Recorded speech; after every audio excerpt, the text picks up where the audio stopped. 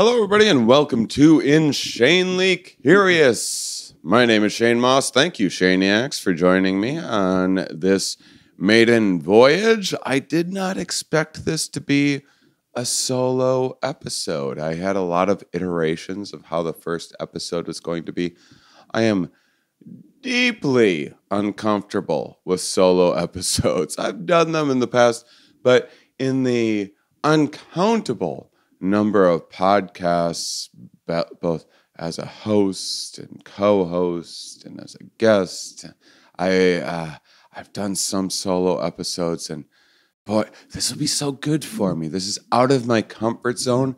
This is kind of one of the reasons that I wanted to do this, and kind of some along the way, gratefully, some just wonderful happenings took place that have encouraged me to start off with a little solo background. Basically, I'm releasing this on January 14th, the first episode, because I recently unearthed in just some random studies, I unearthed a forgotten holiday. I mean, maybe it's not forgotten. Maybe I'm the only one out there. I'd be shocked. I'm so excited. This has since been such this unexpected source of energy and inspiration and enthusiasm. I was doing some research, and I guess during the Middle Ages, this is one of the things that emerged as this medieval holiday that lasted for hundreds of years. I haven't exactly investigated yet. We'll get a historian on, medieval historian and a religious scholar on. Eventually, we're definitely going to dig into this a lot. But there was a holiday celebrating donkeys. I already recorded a episode with a donkey researcher, and that'll be forthcoming.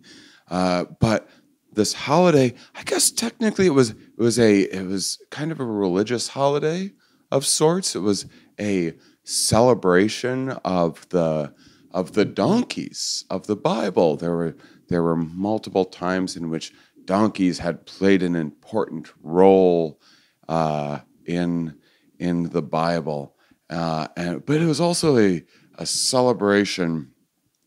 It was like an appreciation of these hardworking, laboring companions that got, you could say, workhorses. See, even that, it really the very term workhorse should go to show you the lack of gratitude often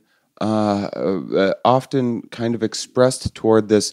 I guess what we would think of these days as like the blue collar worker of the animal companion. I apologize if my voice is a little screwy, as I'm just getting over a little bit of a cold, and but I just the show just must go on. You'll find out why soon enough.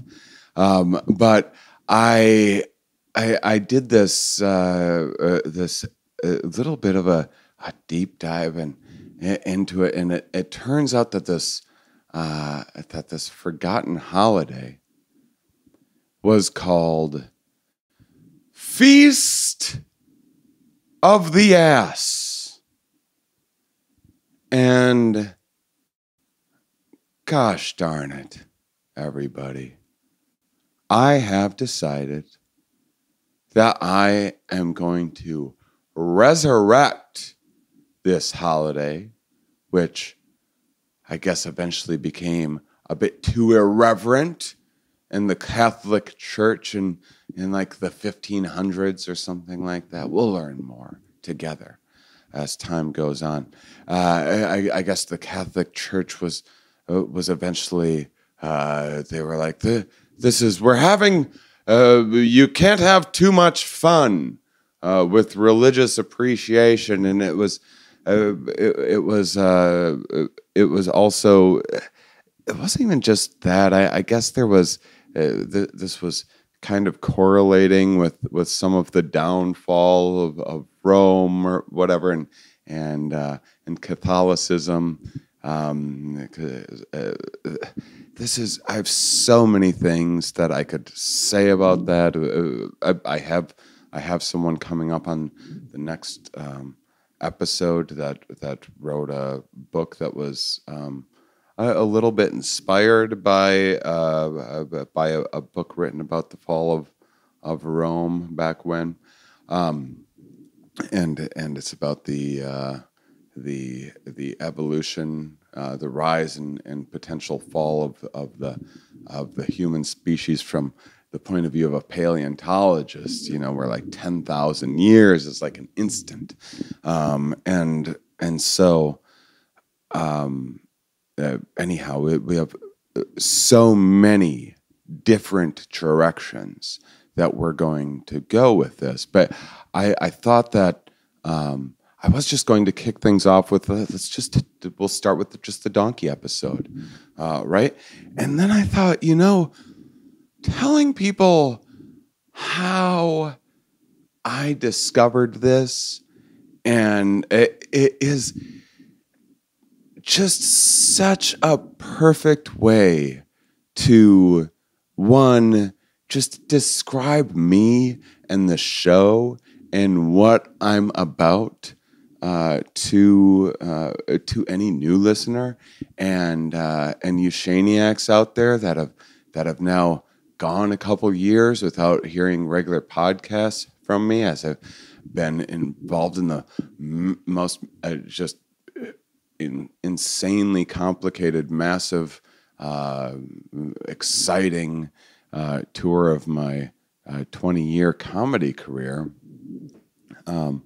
I basically, what happened is I have been very much missing interviewing scientists. I started interviewing scientists about 12 years ago when I was like 6 years into my comedy career, my 20-year comedy career,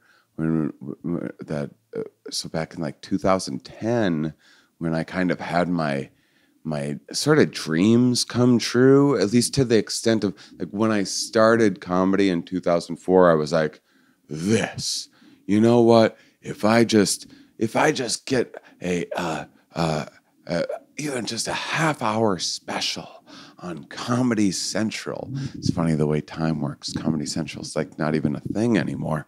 But back then, I remember working up the courage, so adorable, to go to pursue this childhood dream and to go off and work up the courage to do open mics and the drive and the passion to push myself, and that was this major goal of mine at the time, which I got at record speed. I was just so fortunate to catch some early breaks in my career, and got left with, after 14 years of just severe depression,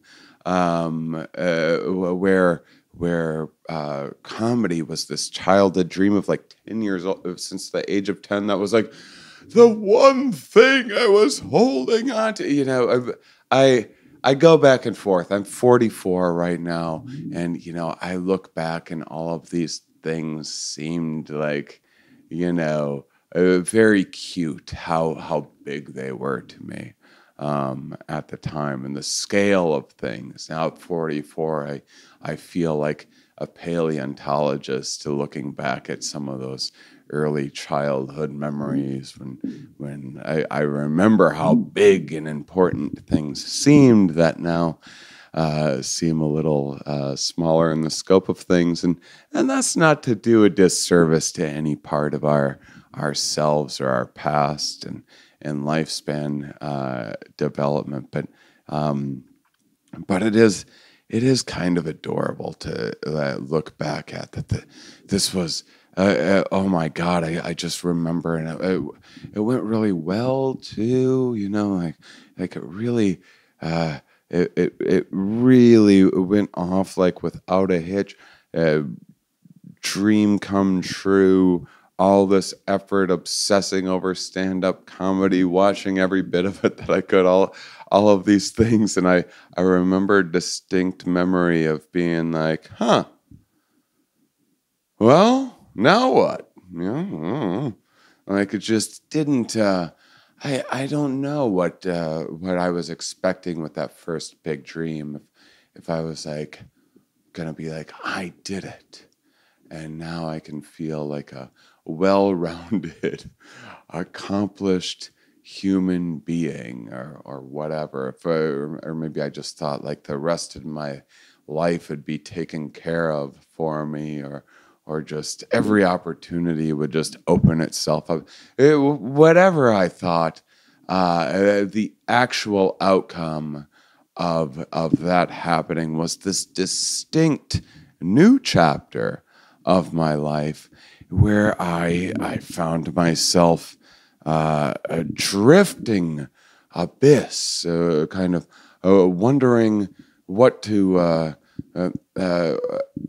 drifting abyss. Now I'm gonna be what, okay, in an abyss. What, I don't know, but. Wondering what do I actually want to do with this? And this is, I'm just turning 30 at this time, and so this is a big milestone, and I'm a grown up now. I'm no longer a reckless young kid in their 20s. I need to I need to use my platform to talk about these bigger ideas, and not knowing exactly what that meant. In the U.S., it simply meant get into blabbing about politics and whatever topics of the day. And I maybe spent 1 or 2 months like kind of considering that before, thankfully, deciding that wasn't going to be the thing that was going to interest me. And I had been touring internationally at the time, and there's people doing all of these different themed shows, and I thought, well, that's interesting. Back then, like, no one in the United States had a theme show. I caught breaks doing late night television. I was one of the last of like that. That was, I did like Conan and other shows in 2007. That was about the cutoff. That was about the last time you could really, where getting on late night could really do anything real significant.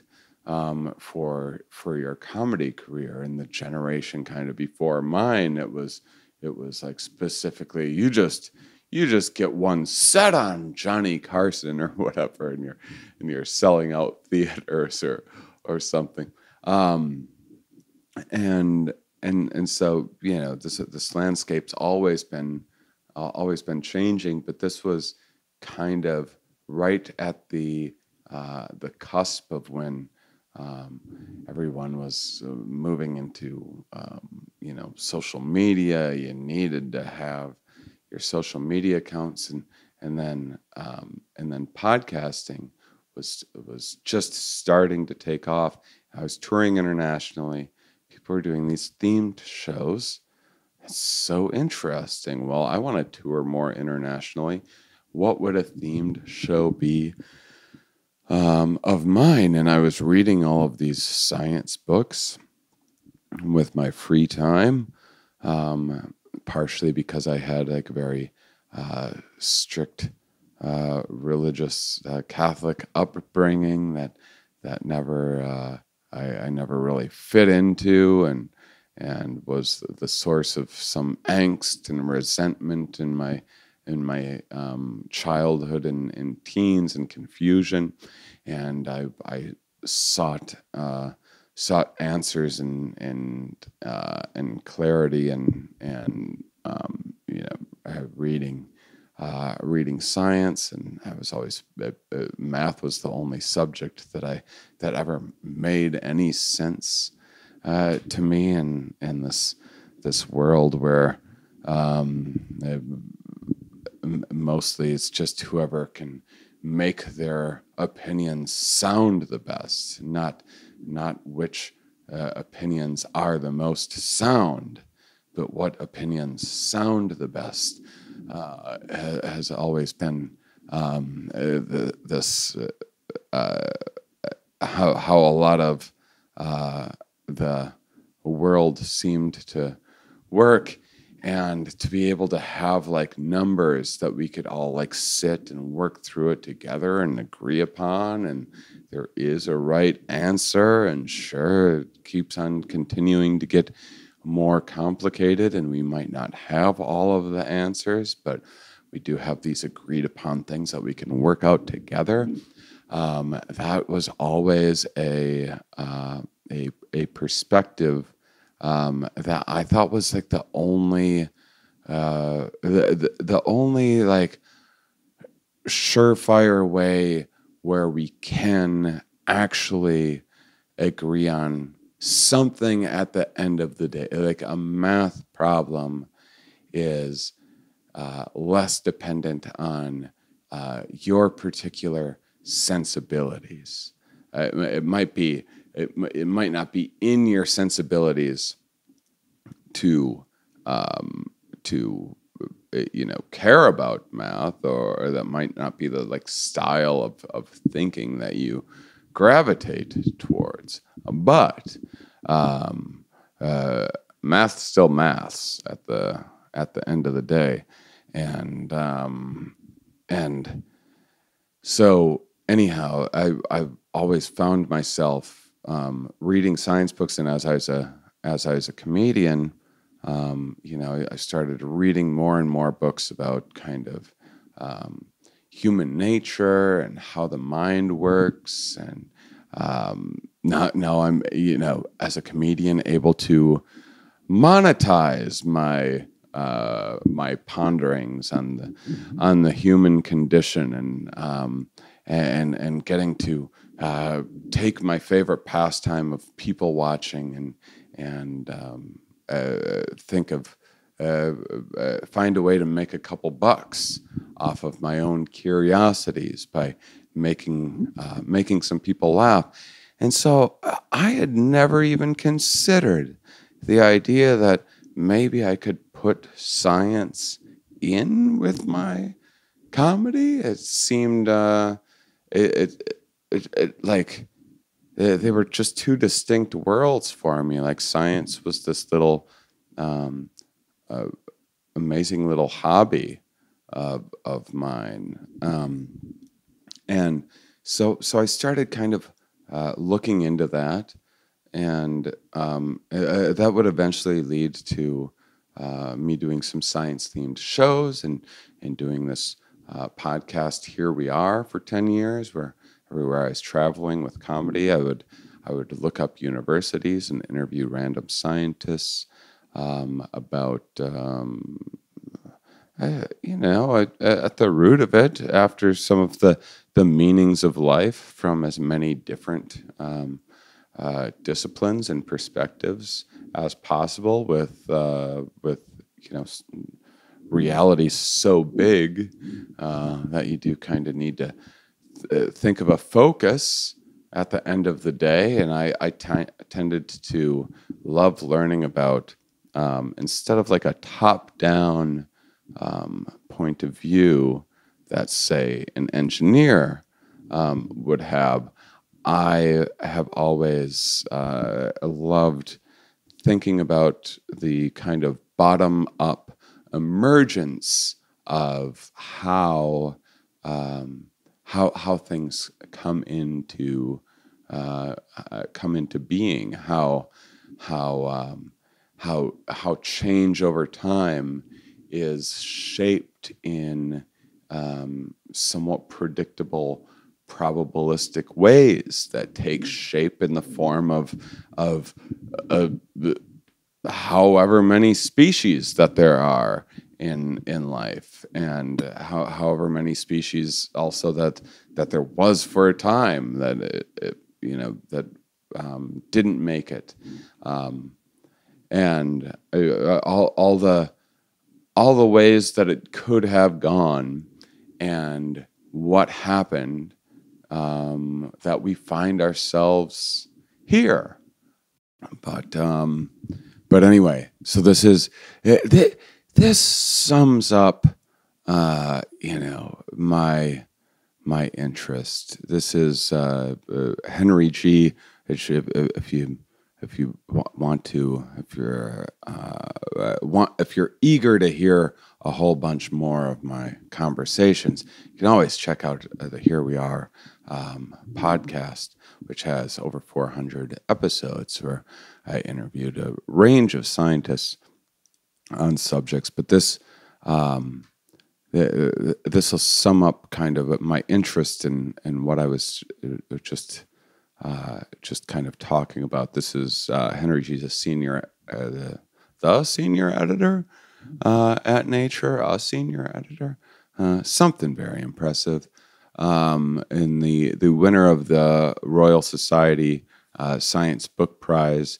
He's also just a hilarious and amazing, brilliant man who you're going to get to hear on the next episode. But this is a very his last book that came out. I'm going to be interviewing about his latest book, which is also fantastic. I already got a sneak peek and got to read it. But this book, A Very Short History of Life on Earth, 4.6 billion years in 12 pithy chapters. This is, I'll just read you the first 3 paragraphs. All right. I hope I don't tear up. It's so beautiful. And this also goes to show, like, I think that some people, I'm a concept guy. I don't get too hung up on the details. You're going to hear an insane juxtaposition in this show between my somewhat impressive ability to retain and work with some pretty high level, like, complicated concepts and articulate them in a way that we can all understand. There, perfect example. Set against my inability to pronounce anything. I didn't read much as a kid. I'm from Wisconsin. I had like a blue collar upbringing. I didn't go to college. I have like the kind of this thick-tongued clumsiness of words. I have difficulty finding words. I'm going to. This is like I've been on stage, thousands of times in front of however an uncountable number of people, sharing most vulnerable secrets and insecurities and everything else in my life, and just reading out loud. This is me really putting myself out there, but it's worth it because this is just so amazing. Get this book. It's one of the most beautiful books I've ever read. Again, A Very Short History of Life on Earth, 4.6 billion years in 12 pithy chapters. Here we go. First 3 paragraphs.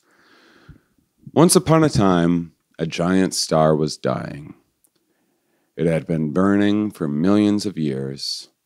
Now the fusion furnace at its core had no more fuel to burn. The star created the energy it needed to shine by fusing hydrogen atoms to make helium.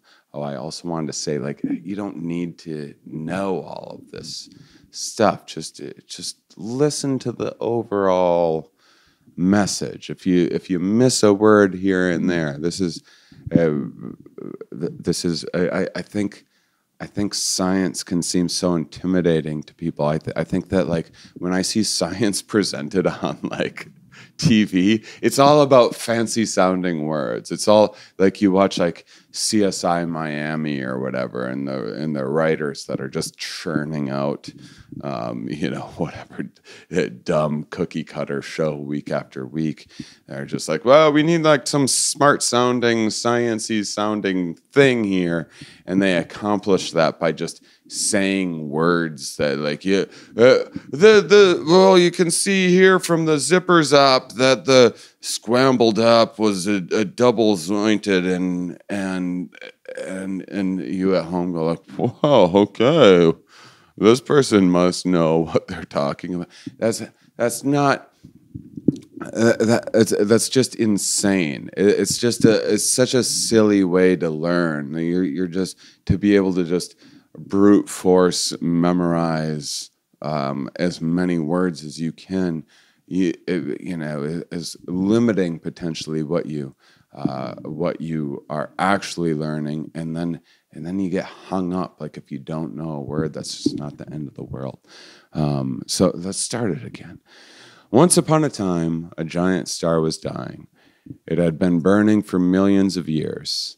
Now the fusion furnace at its core had no more fuel to burn.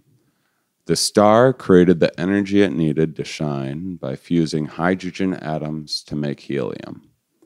The energy produced by the fusion did more than make the star shine. It was vital to counteract the inward pull of the star's own gravity. When the supply of available hydrogen began to run low, the star began to fuse helium into atoms of heavier elements such as carbon and oxygen. By then, though, the star was running out of things to burn. The day came when the fuel ran out completely. Gravity won the battle. The star imploded. After the millions of years of burning, the collapse took a split second. It prompted a rebound so explosive that it lit up the universe, a supernova. Any life that might have existed in the star's own planetary system would have been obliterated. But in the cataclysm of its death were born the seeds of something new. Even heavier chemical elements, forged in the final moments of the star's life, silicon, nickel, sulfur, and iron, were spread far and wide by the explosion. Millions of years later, the gravitational shock wave of the supernova explosion passed through a cloud of gas, dust, and ice. The stretch and squeeze of the gravitational wave made the cloud fall in on itself. As it contracted, it started to rotate. The pull of gravity squeezed the gas at the cloud's center so much that atoms began to fuse together. Hydrogen atoms were pressed together, forming helium, creating light and heat. The circle of stellar life was complete. From the death of an ancient star emerged another fresh and new, our sun.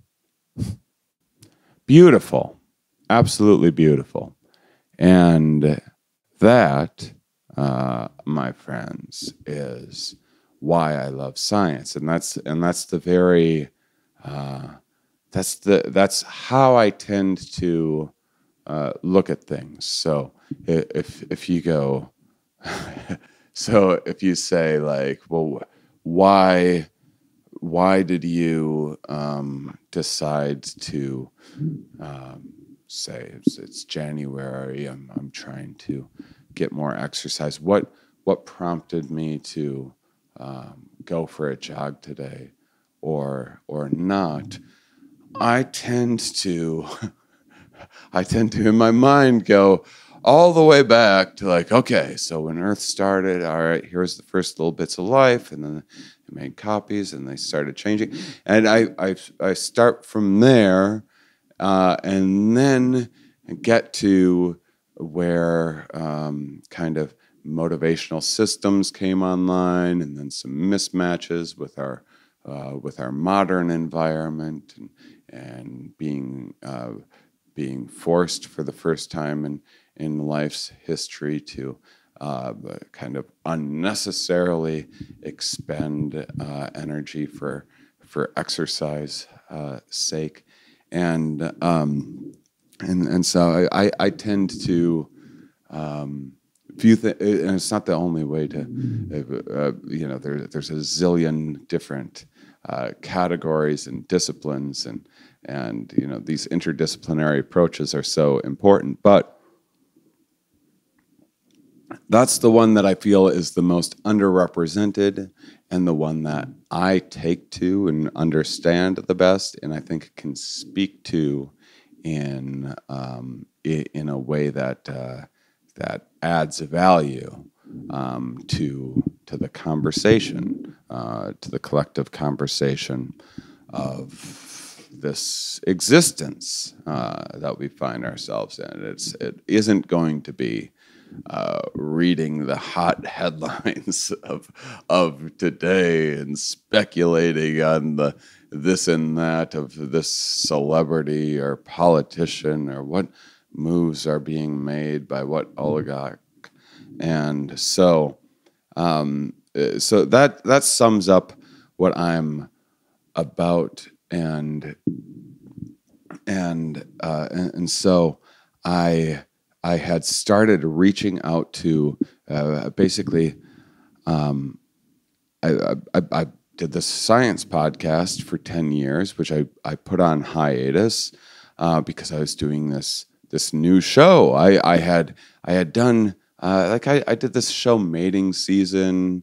It was on Netflix back in the day, a comedy special. It's now on Amazon, and it was like a fun way to kind of take the usual stand-up, like sex jokes, men and women are this and that cliche thing, and kind of taking a different point of view of looking at some of those cliche topics from an evolutionary perspective, and flipping on its head. And it was like it was something like you look back and you go like, oh, I would do that better and differently and now, but given the challenge of trying to integrate complicated ideas into an art form, which is basically about entertaining and babysitting drunks on a given night, it got me going in that direction. I had a show about I'd broken my feet, but I'd written a show about the evolutionary underpinnings of the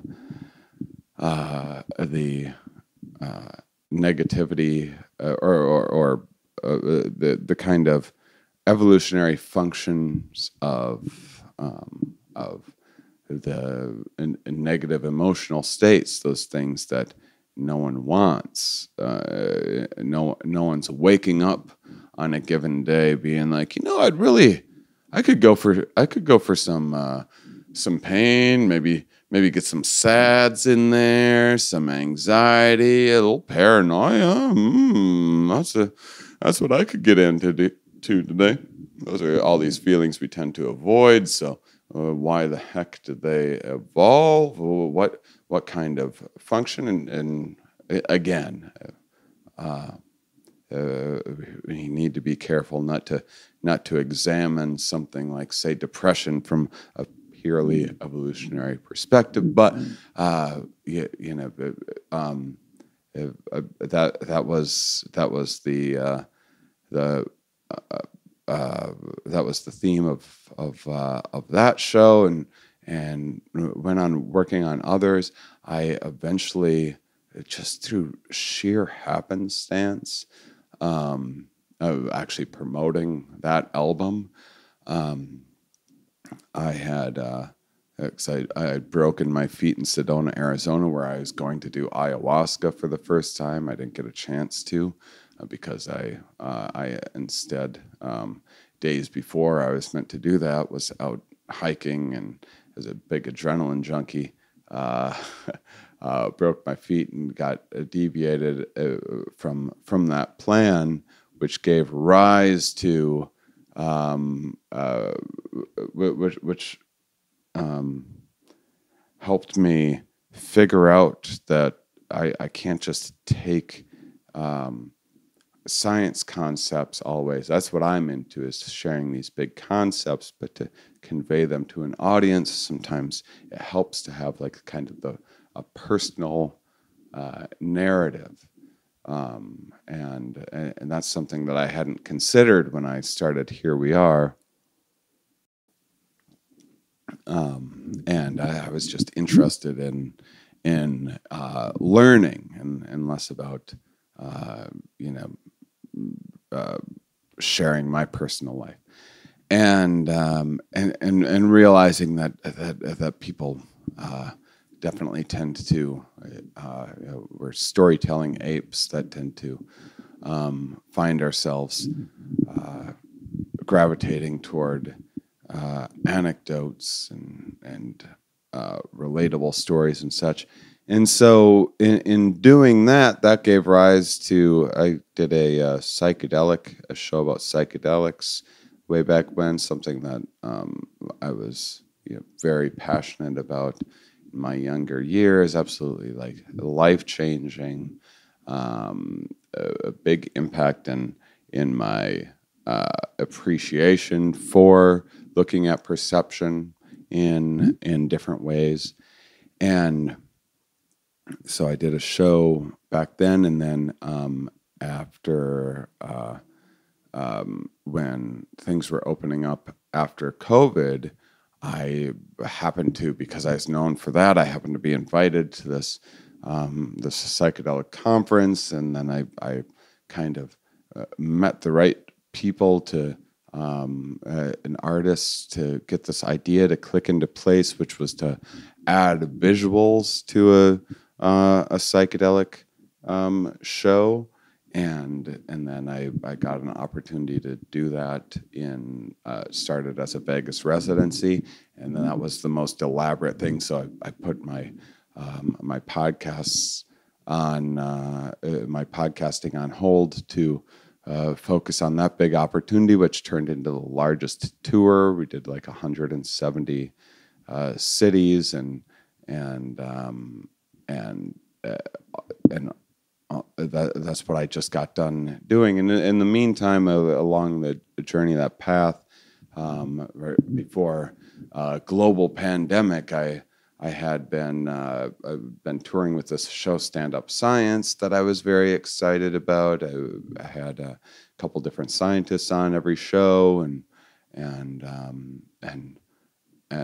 I had kind of thought of ways of restructuring it and improving the consistency of that and adding a few more fun elements. But it was really it was where I was putting all my effort before COVID, and so that was something that I was kind of hoping to bring back after this tour. So I just recorded a two-part comedy special about psychedelics that has also a whole 360-degree visual experience, LED wall behind me, projection mapping, video jockey in real time, adding a bunch of visuals and videos and curated animations and things that about 20 different visual artists contribute to the show to bring things to life, with also the flexibility to improvise and everything else. It was a lot to put together. There's never been a comedy show like it, as far as I know. I'll have more details on that really soon. We are just finishing the editing phases of it, which is why I have the opportunity to now start getting back into podcasting. And so I have missed interviewing scientists so much. And during this tour, I had thought, maybe I start also having, some artists on and stuff. I still have ideas about this. It just might be a separate show. I might put together a show that's just like a limited series of all of the artists, interviews with all of the artists that contributed to the special. So that might be another show that I'll be putting together soon. But along these last couple of years, I was thanks to everyone who came out, I was filling the most number of seats that I ever had. I had a project of years of pondering and research and tinkering and eventually kind of pulling the trigger on putting together a product company, mypurplelady.com, where we'd find various legal, unregulated psychoactives, not psychedelic, by the way, not like you're not seeing fractals or anything like that, but just the various kind of mood altering plant. My purple the purple lady, she basically scans the earth for forgotten psychoactive plants, or psychoactive plants with forgotten histories of ritualistic and cultural use that aren't kind of known in the United States and haven't been interfered with just yet, and so something I'd been very interested in as someone who's had to entertain drunks for a long time, and finding things that's like, hey, is there a way to lift people's moods and maybe get them a little smilier and feeling a little less inhibited, which is what we were trying to accomplish with alcohol in a comedy club setting, but in a way that's not impairing judgment and screwing up and making people make awful decisions and drink and drive and all the other addiction and all the other baggage that comes along with our alcohol and tobacco heavy society that we live in, and so that's, by the way, it was a fun thing that we'll get to explore together. Hear about how some of the R&D takes place and putting together the various testing and how various choices are made and product development stuff. But I've been a busy boy, and I also just wanted something that wasn't.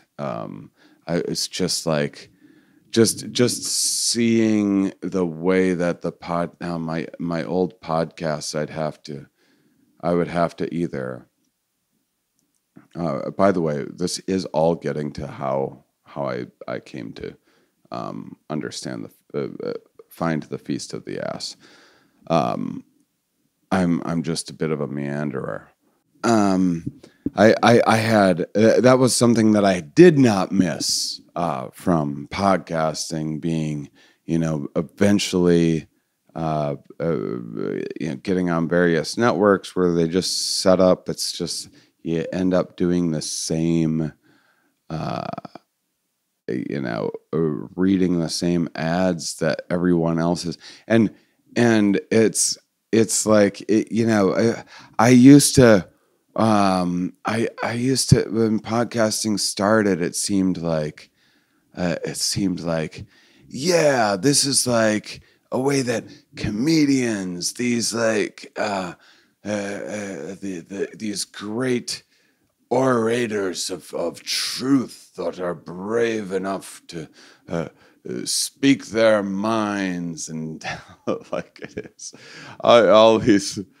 All these, which will eventually be viewed as more quaint perspectives, and finally, not a part of this mainstream media that's owned by corporations. And come to find out, at least some of these networks had some sort of like policies and like sometimes even like decency in place in like what ads that they would like accept. Like what they would have some like sort of standards of like who could market on their shows for better or worse. And it turns out it could get even worse. It's like you just get desperate comedians to just sell whatever dumb products, and we're just so desperate. It's just like the starving artist type thing that it's just suddenly all these comedians, they're like, just follow the money. And are suddenly like, oh, someone will give me money? Oh yeah, I'll do whatever. Give me anything, I'll sell whatever. And so it's just like pitched like, here's this like gambling app. Why don't you sell this gambling app for people? And then the next week it's like, oh, we have this like breaking your gambling addiction app that you can sell to people. Now we have this this app for getting off of apps that you can sell to people. And just such a racket that even, and like, unless you're like at the very top of this pyramid scheme anyway, isn't even like paying the bills anyhow. So now you're just like, you're selling out for like nothing. And if you're gonna sell out, at least be able to buy a house off of it, And so I was very excited to be able to kind of take control into my own hands and get to explore. As anyone that knows me knows, I love tinkering with the inner workings and perception a little bit, and getting to find something that, I've had my own alcohol problems. I haven't had alcohol in like 6 months now, and I go through a lot of phases like that.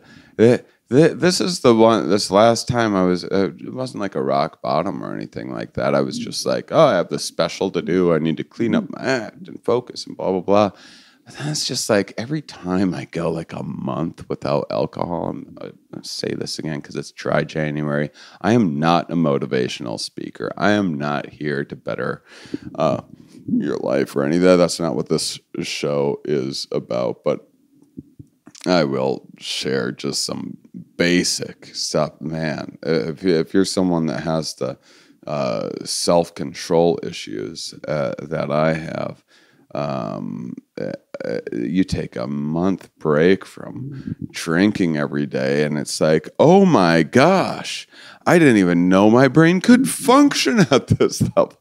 How the heck was I getting by before? It's just insane, and just it's becoming so much more clear. I know it feels stupid to even say just because of like how obvious it is, but you know, I've always noticed the, you know, cognitive clarity, but just in terms of my mood and patience and temperament and everything else is just, it's like night and day, you know. And but you know, I'm still, I still like mixing up the old perception from time to time, and like psychedelics are like such a whole, it's a whole thing. It's like I'm marking the calendar. I'm like nervously working myself up to this experience. I'm planning. I'm setting an intention. I'm integrating afterward. You know, it's a whole ordeal. I'm not always in the. I'm not always up for an ordeal. I just want a chill thing.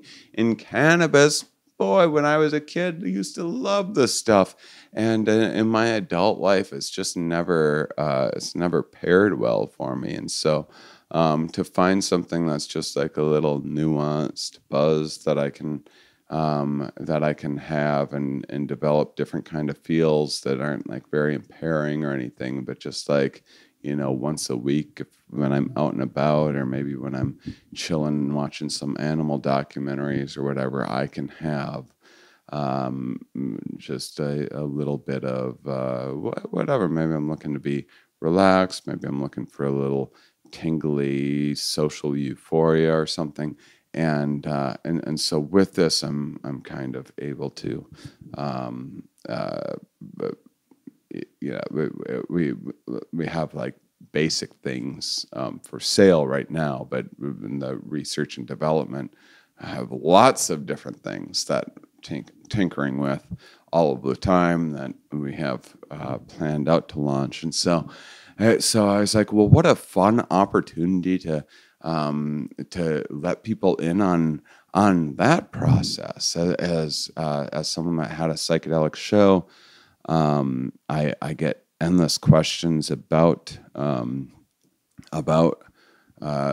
drugs and perception and stuff, but and my takes on the laws and things, and it's just not that big of an interest of mine generally, or my, I should say, it's not that it's not a big interest, it's that my interest in that world already is more than satiated by these tours and things, and putting together the specials. So I kind of have my my science shows kept very separate from that. And I kept Here We Are from that, but I thought during this 2-year break, I'm like, well, what a fun, interesting way to start mixing in some of the, you know, maybe having some botanists on, maybe having some you know, like law professors on, and some historians, and kind of looking at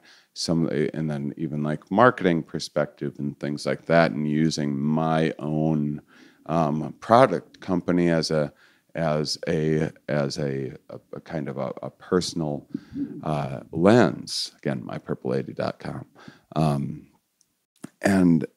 and have it be like this kind of closed looped system where I'm not dependent on random ads each week, and you know, I do have like, I have some really awesome artist friends, people that have helped with the special, and like if you saw my amazing wardrobes and everything on this tour, I've collaborated with designers and things like that. So now I'll have the, you know, that I'm not having to desperately seek out sponsors and such. I'll be able to have some affiliates that are like artist friends of mine with work that that I believe in, and things like that. And so, so then I started like making some like docu-series type stuff, and like, all right, I'm traveling around, I'm doing this crazy tour. I need to start trying to like document some of this stuff also, because I don't like social media. I don't like posting on it. So maybe that would be a way of just like generating content if I just get enough stuff together and start documenting things. Who knows? And so I was doing all of this, and it all just got to be like so complicated, and time consuming and expensive to do, and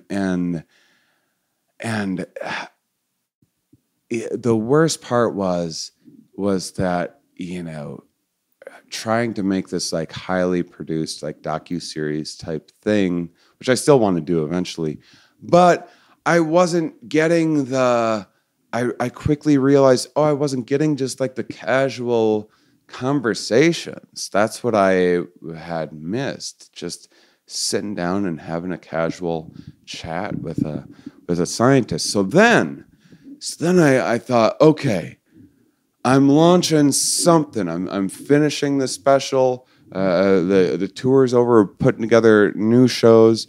I'm launching something into the new year. This is my New Year resolution. What is going to be the core? What have I missed the most? I considered bringing Here We Are back, but I thought something in me, as I can always bring that show back if I change my mind, but something in me is just telling me what a great opportunity for a reset, a different perspective, and see where it goes.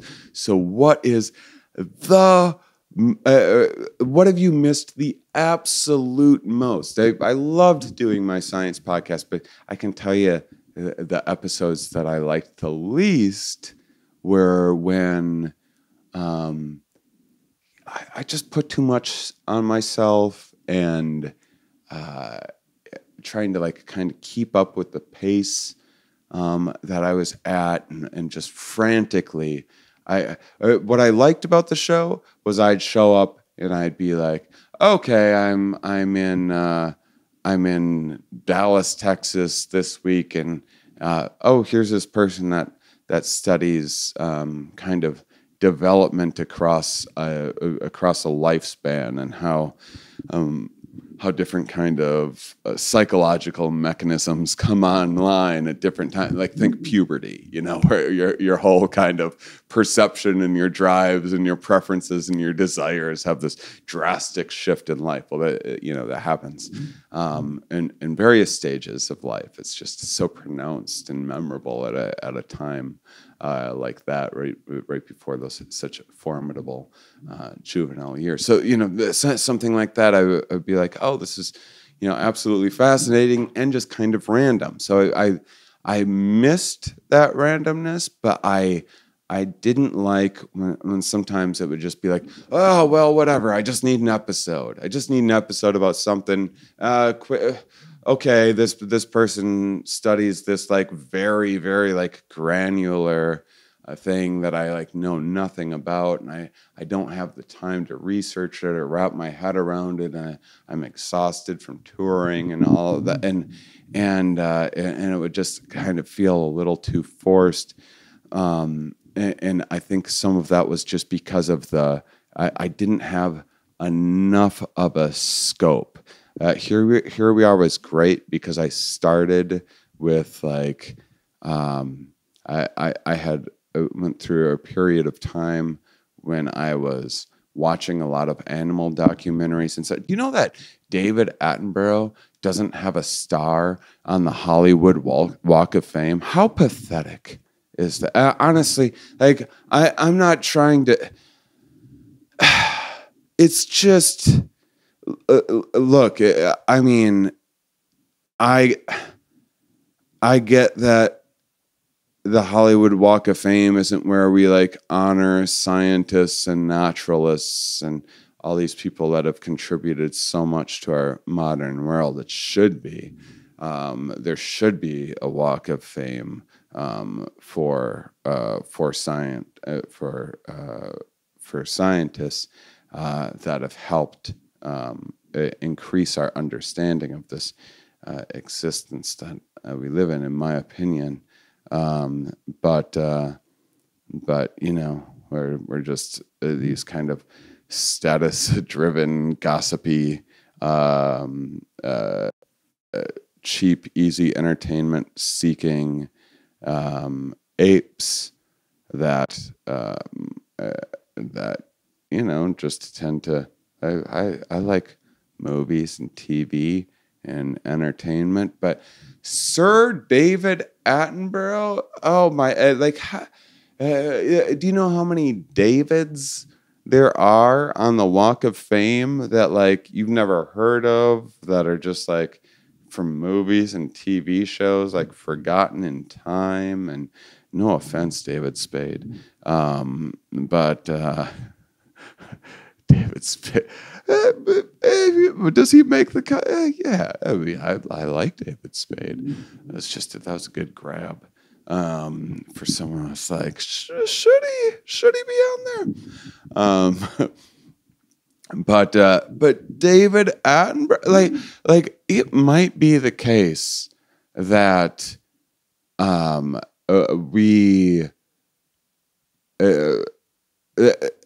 I wonder how if there would be the kinds of protection of national and state forests and things like that if it weren't for the inspiration of David Attenborough. That's not to sell all the other hard-working people short, but certainly you give him a star, right? And this is this is maddening to me that I mean we all want everyone to like be into the things that we're into on some level, I suppose, but how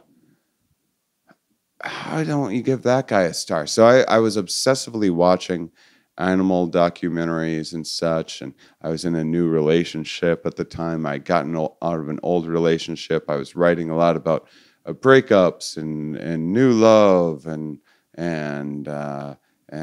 you know sex and dating and all while watching like Animal Planet stuff too, and then seeing like mating behaviors of different species and like putting some pieces together, seeing some patterns, maybe some underlying mechanisms that give rise to similar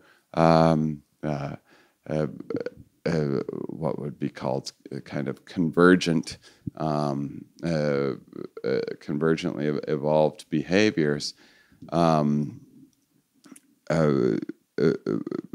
of behaviors that that look very similar, but expressed, but haven't got there through all of these different varying paths on the tree of life. And I have this. I'm doing this on QuickTime right now, and it keeps on giving me like weird thumbs up and thumbs down things. There, it just gave me a thumbs up because of some setting that I didn't know to turn off, and it's incredibly distracting. And you'll also find out that I'm not good with technology, but. That was my early inspiration for the show, and so it was good that Here We Are wasn't as focused, because it forced me out of my comfort zone, out of my normal wheelhouse of, say, evolutionary biology and psychology, and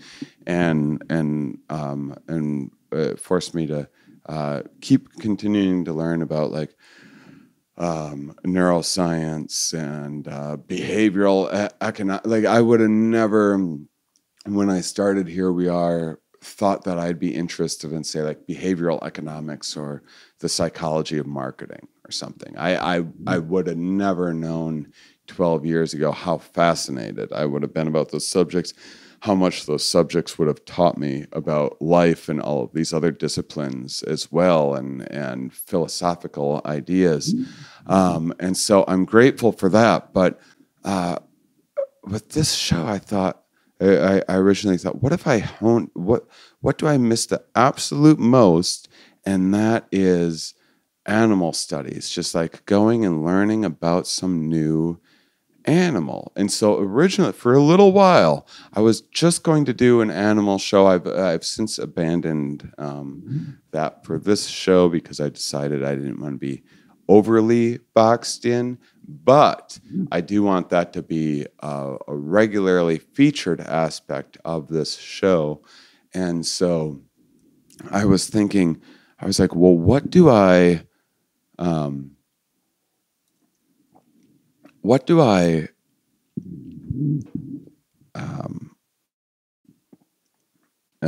where do I start? You know, if I'm just going to focus on all these different animals and non-human animals, and how they evolved to be here, and because you can quickly see, you can just, if you just take 5 random animals, if you just have some random animal, like, you know, generator, and it picks 5 random species for you, and you just start learning about all 5 of those species, you'll start putting together connections between some underlying principles that drive behavior of lots of things on Earth. And you see the similarities and the differences between different species and different ways in which life has found these little niches or niches in existence. I like niche. I like to. I know a lot of people like the kind of the French niche. It's more sciencey. I'm more folksy. I'm a more folksy niche person. Both are acceptable, but if you wanna you know, get in a heated debate with your friends regarding whether you're a niche or a niche type person, that can be your niche. But I wanted to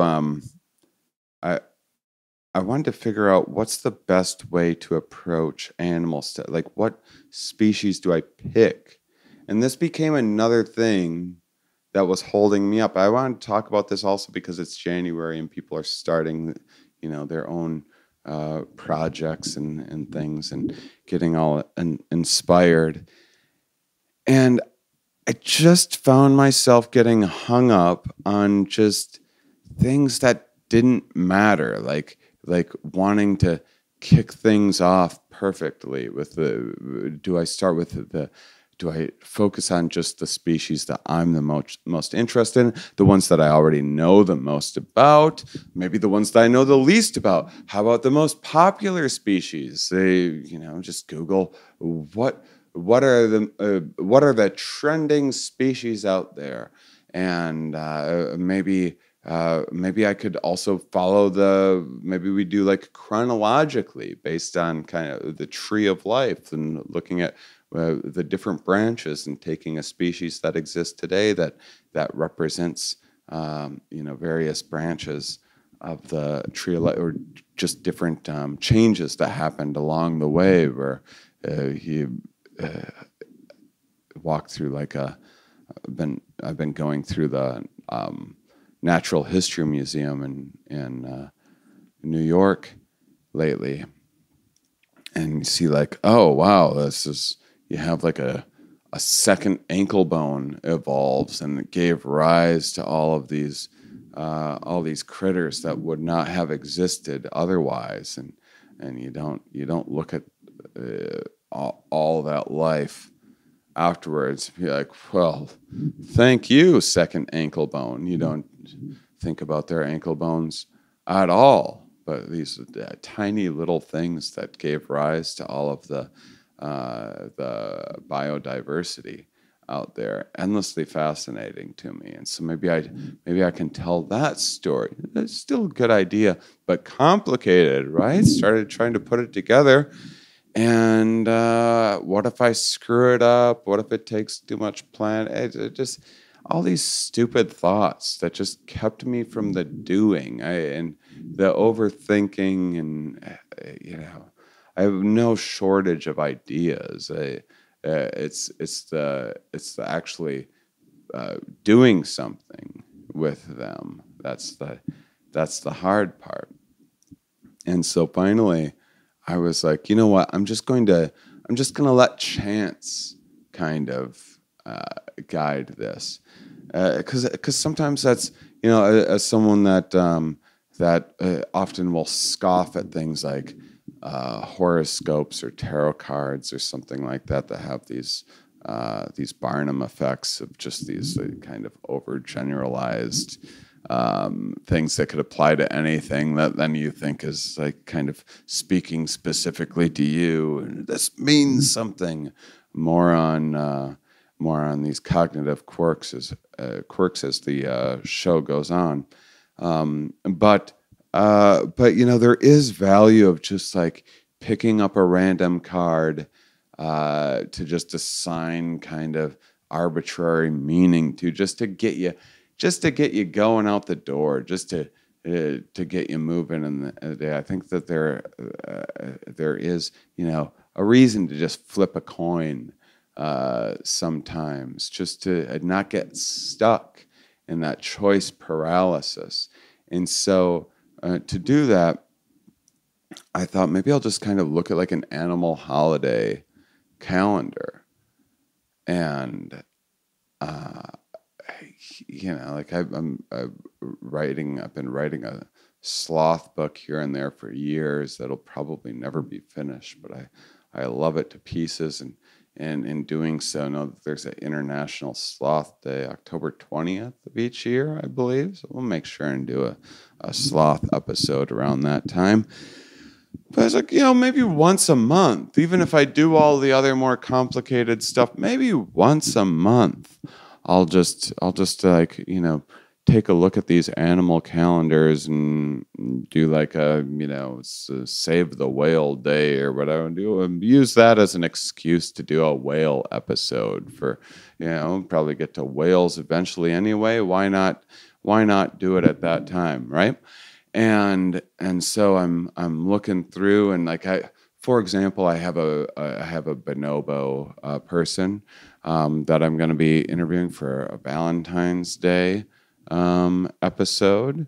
Very adorable that Valentine's Day is International Bonobo Day, and of course bonobos, one of those popular, been kind of getting into the public consciousness over the last decade or so, the lovers of the primates, and perhaps we can look to these peaceful apes that are the more caring, nurturing, peaceful aspects of ourselves, rather than justifying the worst of our behaviors by looking at these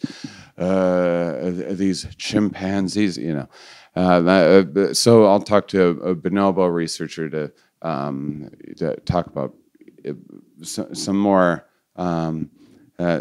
interest. We'll add a little more interesting insights into that already ongoing bonobo conversations, so that when you're all sitting around having your many bonobo conversations, you're going to have the most interesting takes, because you listen to this show.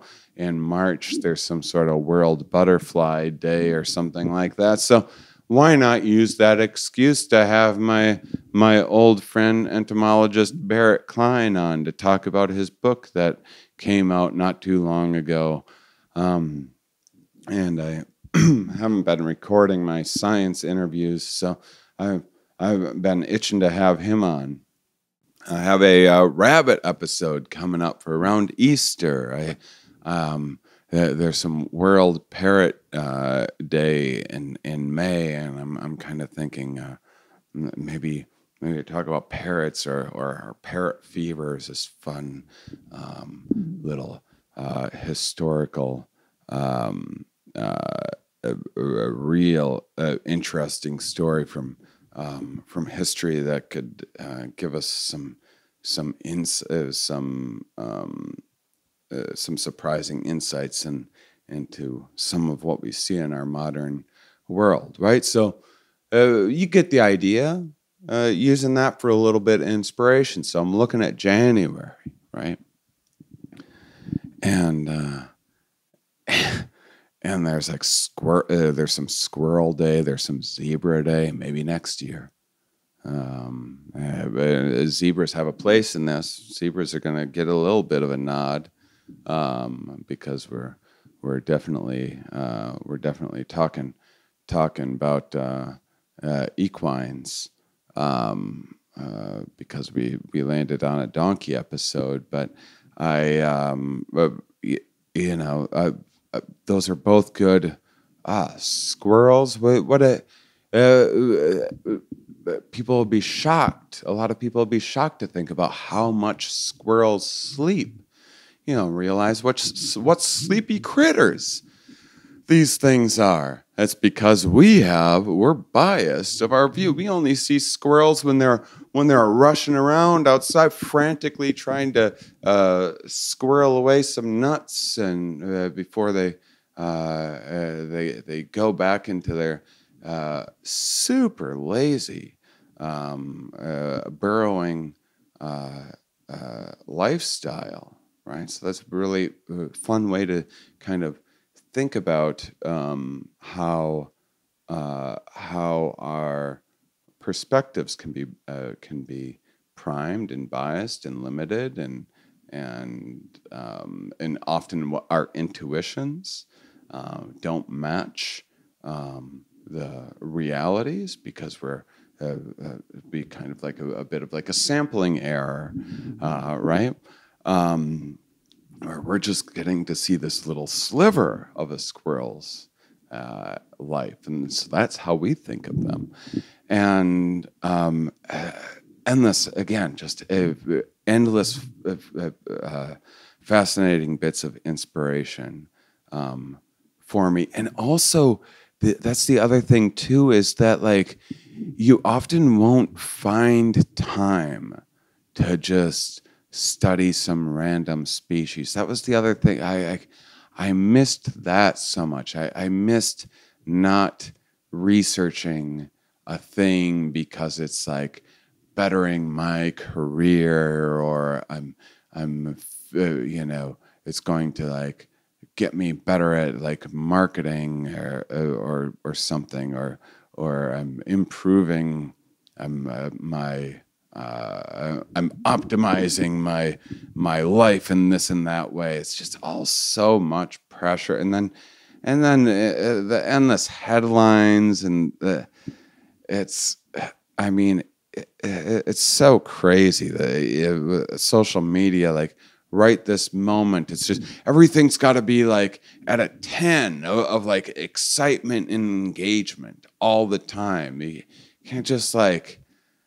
I'm sick of being able to just kick back and relax and do some pondering.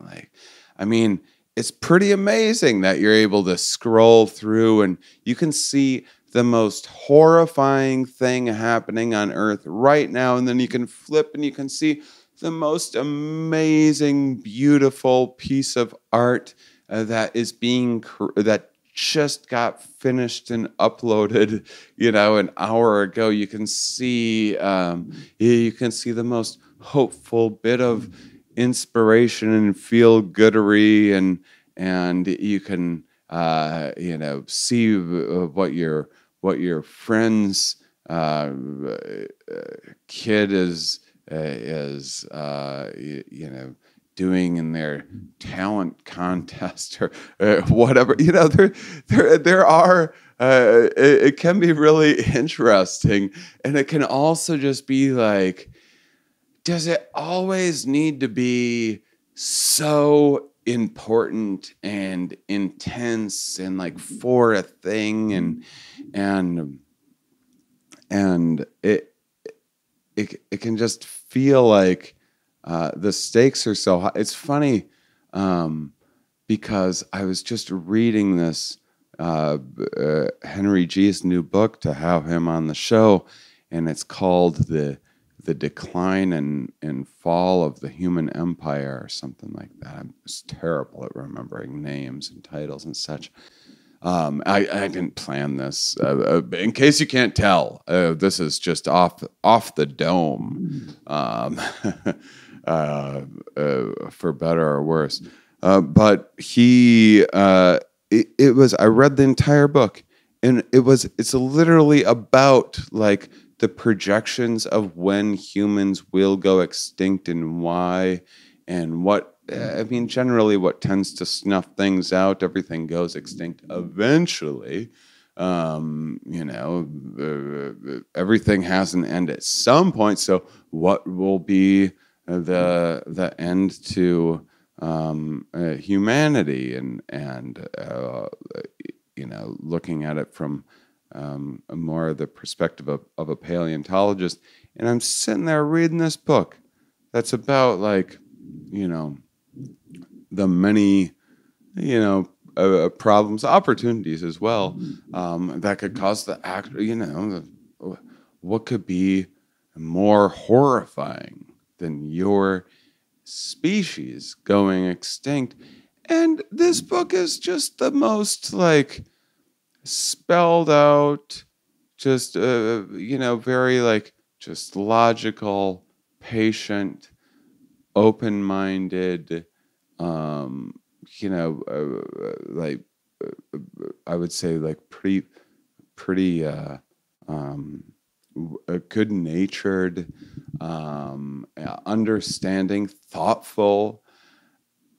It's like if you turn on any news right now, and news is supposed to catch the horrors of the world so we can keep up to date with the many threats. And like, oh my gosh, I can't believe you're even dismissing. At whatever point of time you happen to be watching this, any point in time, 10 years from now or whatever, there'll be a feeling of like, but it's very important that I keep up with what is going on exactly this month. If you watch TMZ, I hope that show doesn't exist by the time that you're watching this. But if you watch this celebrity gossip show, they will be talking about some celebrity breakup in a more apocalyptic, dramatic,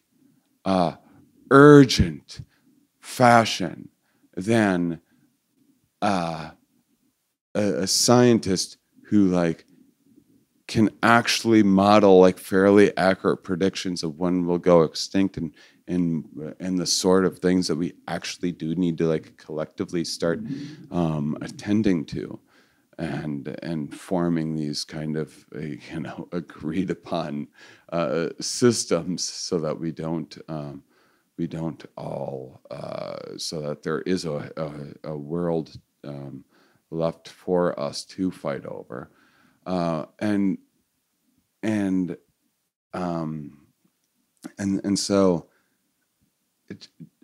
it's just I say that because like taking the time out to say learn about a bonobo or something there's always going to be a part of your brain where that's just going to seem like trivial. It's just going to seem like, that sure would be nice to if I had the time to like sit around and learn about butterflies, but I have this never-ending to-do list, And we'll get into the stress response system and how maybe taking some breaks for relaxed contemplation and taking our mind off of things might also help come up with solutions for the problems in our lives. But what if we aren't in it for that? What if we actually just want to learn about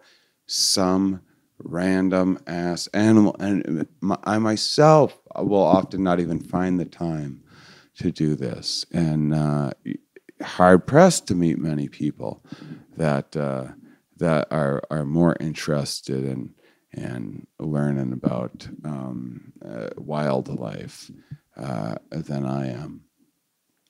And so I was looking at January, and I don't know what happened. I did some sort of deep dive, and it turned out that there was this forgotten holiday on January 14th called Feast of the Ass. Do you understand how amazing, like, I'm a comedian, and here I am, and I'm also kind of, because, like, Here We Are, to me, was always like, this is my serious science podcast that I do. Yes, I'm a comedian, and yes, maybe I'm allowed to be like a little more irreverent, or my guests are certainly able to, like, be speak their mind, or speculate, or swear, or say naughty words, or something like that, if they feel like it more than most science communication things. It allows for that, but I never wanted to have the pressure of that. It doesn't help me learn if I'm having to be on all the time. It doesn't help my guest share if they feel the pressure to, like, need to be funny or anything. So I always was protective of that. But with this new show, I thought, this is an opportunity to integrate a little more play and whimsy into my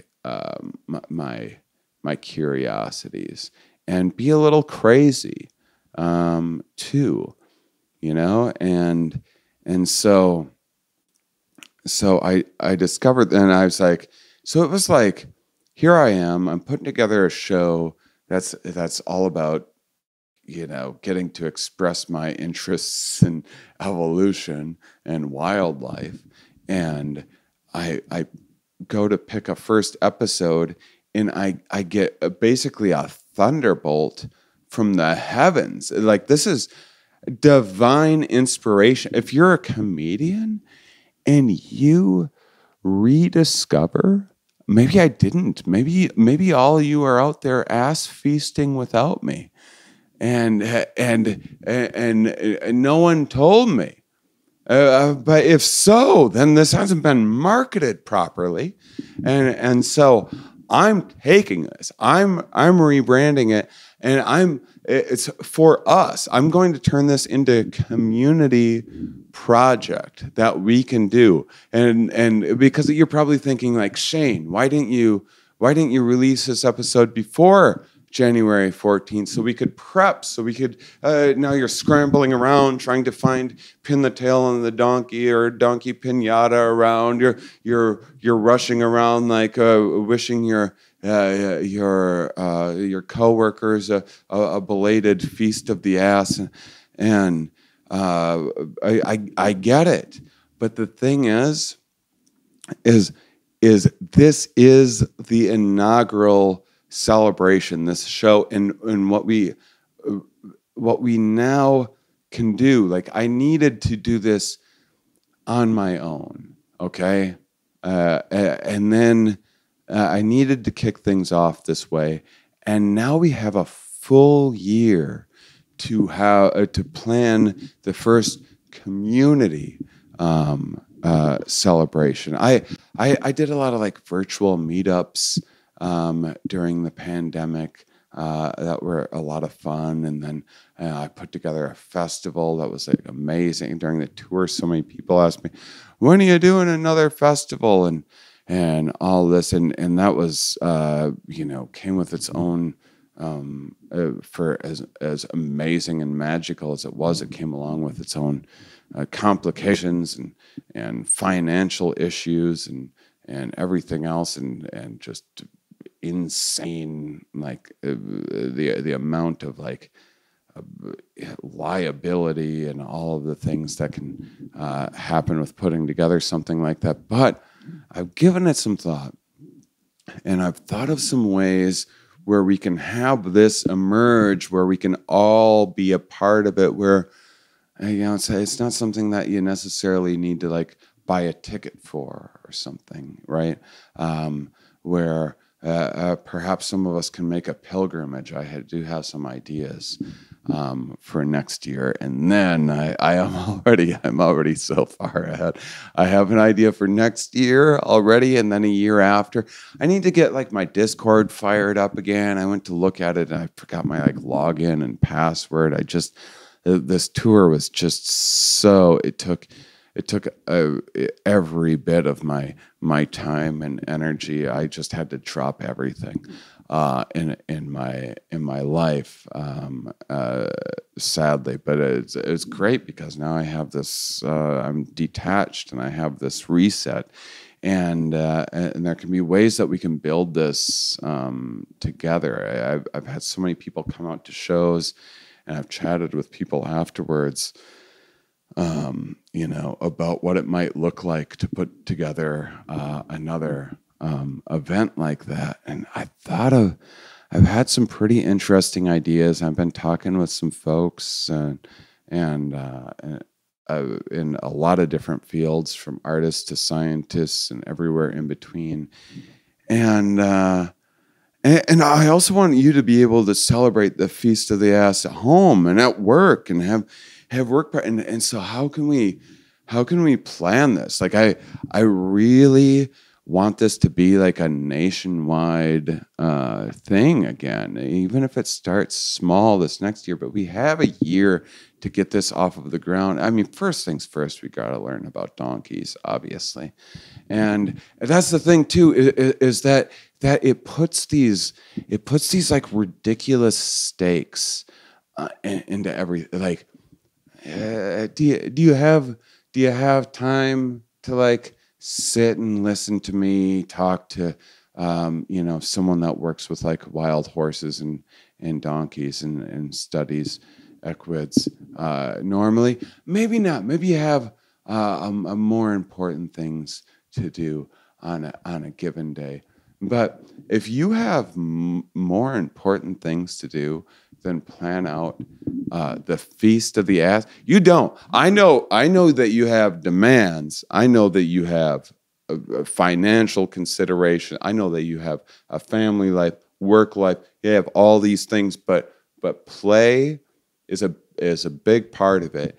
And I think that you need some sort of like new thing. Like this is like a touchstone of sorts. Do you know what I mean? Like where we can kind of keep on coming. It doesn't need to be every episode, or that would be hilarious if it was. But like, how funny will it be to like, have a historian on, a religious scholar, and really look at this from as many different angles. This is why I realized I didn't want to box myself in. I was maybe gonna call the show like Tales from the Wild or something like that, because a lot of people knew me from this like Tales from the Trip web series that I was my original psychedelic tour inspired, and they animated trip stories of various musicians and comedians and celebrities and such, and animated them, and I did a bunch of those. And so that was another. They stopped doing those, but I worked with Grant Lindahl, the creator of it. We collaborate on some stuff, including him doing a bunch of stuff with the special and trying to put together other things, and so people have been asking like if that show's coming back, and so I was like, well, maybe that would be like a fun way to like maybe put some elements of that into this animal thing, whatever. I ultimately decided that I can't box myself in too much. It can't just be non-human animals, especially because I care so much about thinking about all of these various kind of cognitive quirks, these logical fallacies and cognitive biases, and these predictable ways in which we tend to err in our approximating of reality, and the many ways in which our perceptions don't match objective realities, and what factors play a role in that. You know, these are the things that I love chatting with people about. And so main focus, or at least I decided, like my New Year's resolution, once a month, I'm going to, and not necessarily once a month will there be an animal episode, or sometimes there might be two, but just depending on release dates and stuff. But once a month, 12 animals a year, just to pick a different species each month. Take some time, learn about that. Have it be like somewhat random, and then I'll allow myself to do whatever I want with the other episodes, which will probably be something like bi-weekly. We might start out with a few more episodes, but I don't want to burn out, even though you're supposed to have a weekly and build habits with people, and they want to connect with you on a weekly basis. We might go for that, but again, overthinking all of this stuff, finally trying to make a decision about a thing, finding the Feast of the Ass, doing some research into it, figuring out that I guess it was the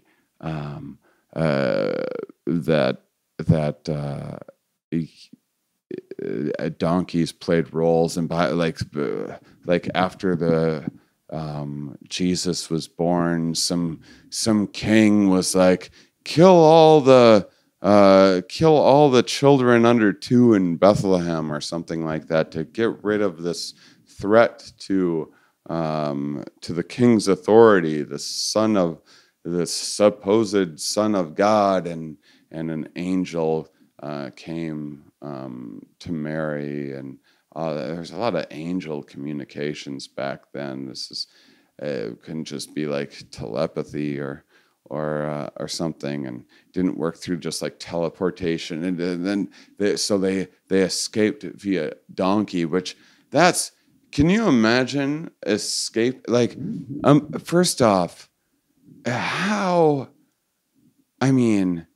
imagine trying to outrun the police. Like, imagine having like a Lamborghini right now and trying to outrun the law. Impossible. And now, back then, you could just like have a donkey, be like, oh, quick, we got to get away. Get the donkey. And they would, so they were fleeing away from wherever to wherever, which that's, what was it really? It seemed like there was some like played up peril with the baby Jesus, right? Like, I feel like that's a pretty easy mom job, honestly. Caring for the Son of God. It's like the Son of God, basically invincible. I mean, is God gonna, like God's, okay, this divine thing with this perfect plan, is just gonna put its son down. I mean, how many different kids did God go through? Like, keeps on just like making kids and then humans screwing it up. No, and that's not even the story. It's the only it's God incarnating Himself or something like that in the flesh of man. Oh, I found out there's like some feast of the circumcision as well. I don't. You guys want to celebrate that? You can. I guess like 8 days after. There was a lot of feasts back then. We should bring feasts back, but not the circumcision. They were feasting over whatever. If you could get your hands on a feast back then, you feasted. And so they had a feast of a circumcision, which is like 8 days after the son of. It was like, okay, the God's. The Son of God is here, and then they gave him a circumcision, and this was to like signal that he could bleed, that he was in fact human. I like that. That's how Mary and Joseph were like, "Hey, see this baby? This is actually God incarnated. This baby is God incarnated."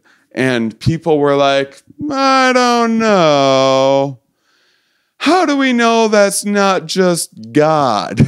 Like, that was their concern. How do we know that that baby is human at all? And then they're like, well, what if we cut a little bit of its dick off? What? Yeah. Well, I'm going to need to see its dick bleed. That's the only way we're going to know if it's human. What? The concern was people weren't believing. They're like, that baby looks too much like God to me. How do we know that that's not just an all-powerful being shitting its diaper and crying and such? I'm gonna need to see dick blood. And so this also has to do with the Feast of the Ass, by the way. So it was a way of paying homage to these underappreciated donkeys. Workhorse, we say workhorse. Again, did I already say this earlier? But you say workhorse because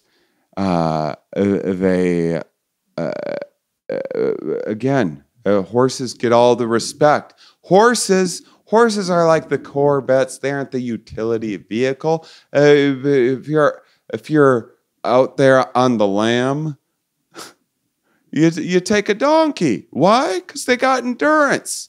You got to get away from a king. You don't want some horse. Donkeys got more endurance. There's some like race against horses. More on that in the future, guys. There's just too much to talk about with all this. But humans have an incredible amount of endurance. So do donkeys. They don't require.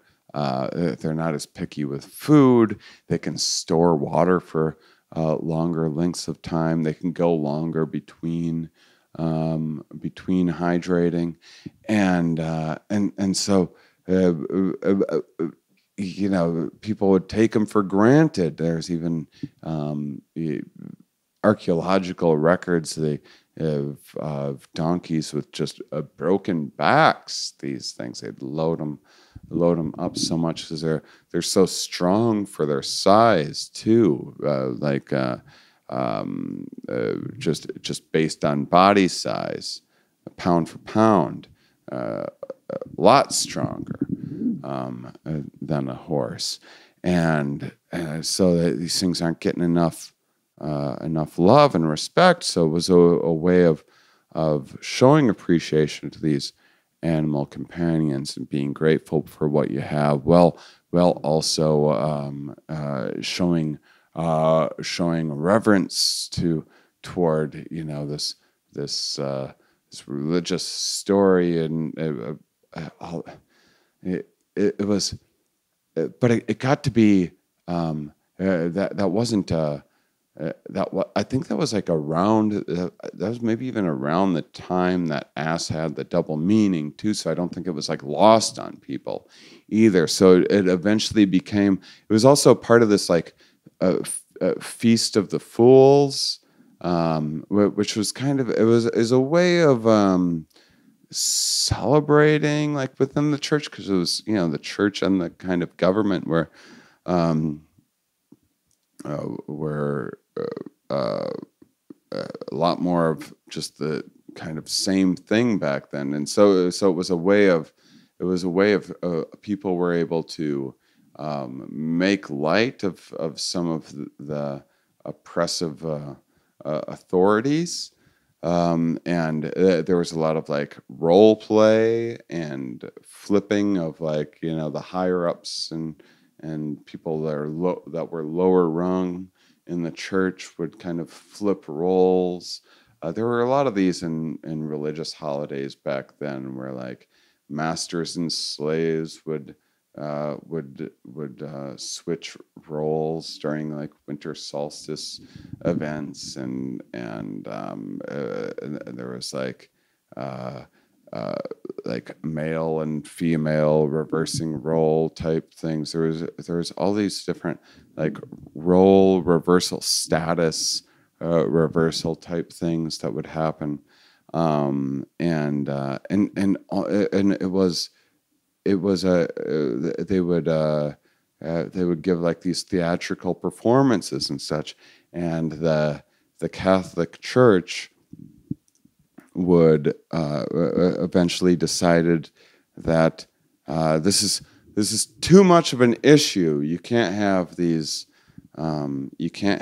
people doing these plays, these dramas. It's not taking our religious practices, our belief systems seriously enough. This must be a very serious worship, and so after hundreds of years, the Feast of the Ass went away. They would like bring a donkey and parade a donkey through town and like bring it into the church, and then someone would give like a fun sermon. They were called like the Ass Bishop or something like that. Guys, there's going to be so much fun we're going to get to have with this. We're going to get to research it together. We could delegate responsibilities and all figure out different aspects of this, and they would. They would give like a kind of like a mock sermon of sorts, and I think that we could use a little bit of this, a little bit of a reverence towards some of these old dogmas and towards the controlling powers that be, while also giving reverence and appreciation to life, to the life that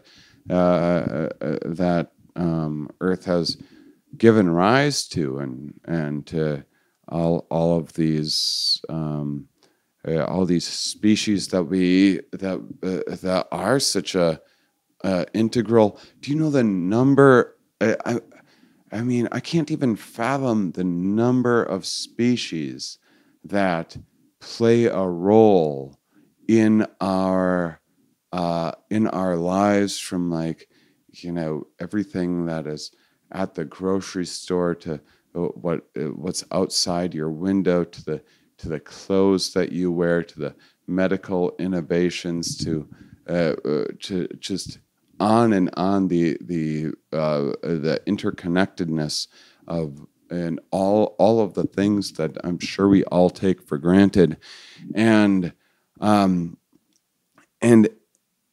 so with bringing this feast back, it's also just a little bit crazy too, and I love that. I love having something that's just kind of a little bit insane. And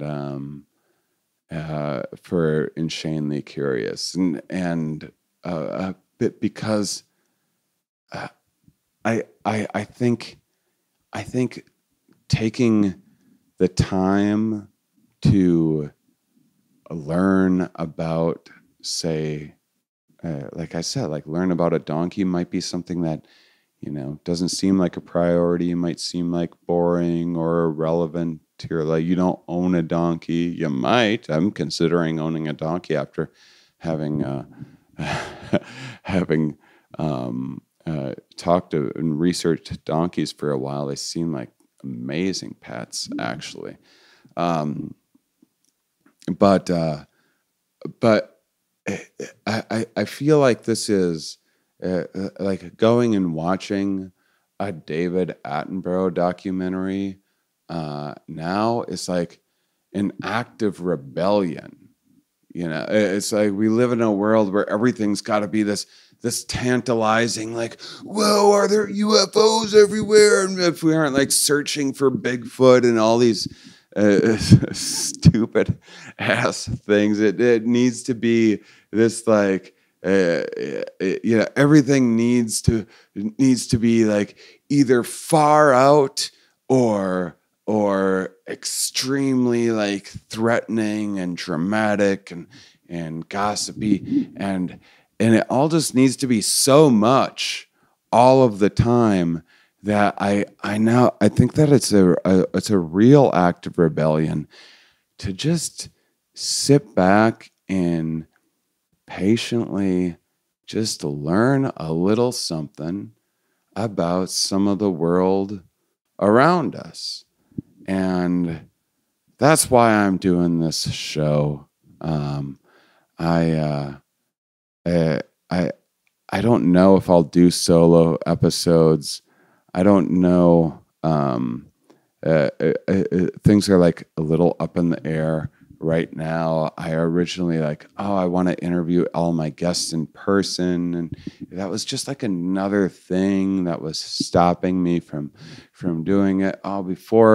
Before times, before 2020, I went to all of my guests in person. I'd set up equipment, but then with adding video, when everyone started doing things remotely, suddenly there was the demand to add video stuff, and now I'm having to set up like a 3-camera shoot remotely. That's a different situation than just having some studio set up and inviting guests there. But I really love the travel aspect of it, and I want to integrate some hashtag van life into, guys. I bought a van at the beginning of this last tour. I really didn't even get a chance to like really do like the van life thing. I was still mostly doing like hotels and Airbnbs and such, because I was staying in like touring in like 3 cities a week, and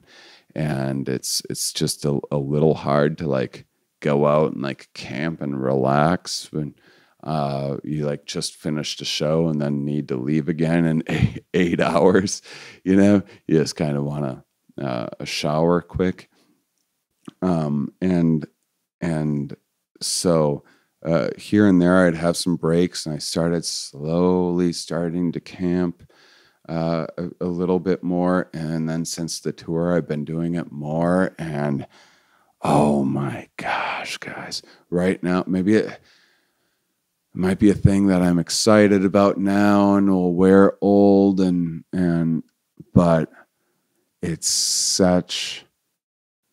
giving me such a different lens and look at life, and a different perspective, and the ability to travel a bunch and be in so many different places while having so much different like equipment and things with me, so I can make things happen in all these different areas, and get to travel and see a bunch of state parks and get to go behind the scenes of zoos and stuff again, like I used to with Here We Are, and go to aquariums and such and talk with people there, is all a bunch of stuff that I'm really looking forward to taking advantage of. And so I'm just really excited to be back, and I'm excited about what I'm doing this year. That's all that I have. Am I excited about this year? You know, I have concerns for sure. Absolutely. There's a lot of things that I'm concerned about, the state of the world. I'm concerned about the state of comedy. I'm not made up about what I want to do with my career, even if my specials are blow up, and we'll have more info on that. And when we finish negotiating a deal in February, we'll figure out where they land and when. The original plan was for Bicycle Day, April 19th, the anniversary of LSD. But yeah, I think that might get pushed back now.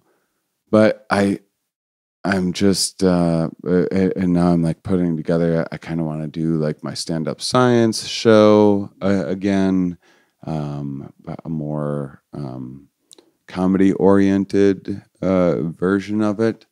It was like 50% science, 50% comedy, and I think I might want it to be like skew a little more, like 60% comedy. I've been like tweaking a few things with some format-wise, some things like that. I have a lot going on. I just did regular stand-up again for the first time since the before times. It had been like 5 years, and so maybe doing some regular old stand up at comedy clubs again, like not themed things, just set up punch. Hey, how you guys doing tonight? Whoa, here's this funny thing.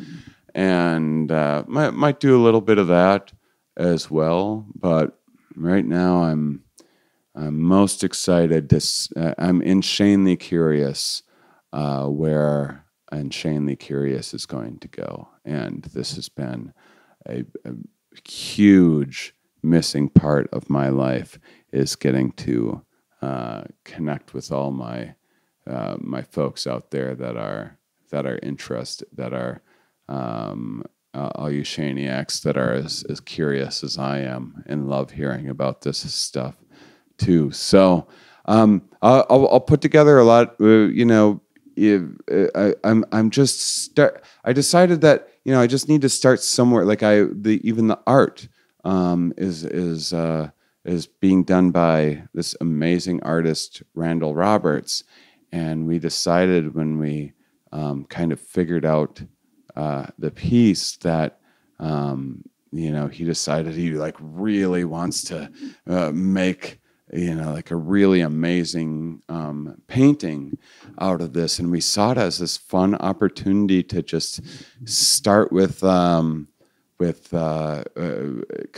I like when you go to festivals and there's like live painters and stuff, and you get to see the progress, through the week and everything. And so I thought that would be a really fun way to show people to kind of take that and do it with this podcast, where we'll start where the podcast art will just be like the sketch that he made of it, and then he'll add details over time, and then it'll get like better and better, and then continue to change, every whatever month or something like that. We'll update the podcast art, and then we'll maybe we'll eventually add, a next obvious thing is to start adding, like highlight clips and stuff like that, which is a whole other thing to do. It was a whole other thing that was stopping me from doing this. So screw it. I'm just going to make this. We're just going to start out with the most simple, minimum viable product, and that also allows us a lot of flexibility to build and grow this thing together. So I'm very excited. I'll get some resources so that we can start kind of building community and getting feedback and growing this thing. But I just wanted to first release this solo episode. Next week is Henry Chi. We already have a donkey episode in the bank. Coming out soon. We'll see. It was going to be the Feast of the Ass episode, and then I decided, no, it needs to be. It needs to be this. It needs to be. I need to set this intention of giving us a year to plan. We need to have like some sort of homework assignment together. We need to have some sort of sense of purpose and mission. And then maybe next year we'll have another one as well. But we'll put it all together. Just make sure and subscribe to the show. If you can do that for me, just subscribe so you don't miss out. And let's see, bonobos. There's a metabolism episode coming out. There's one on it's an anthropologist who wrote a book about shamanism and from an anthropological point of view, and so some really interesting takes on mysticism and ritualistic practices, and how they vary in different cultures. And there's a lot more to come. You guys are amazing, and we'll see you next episode.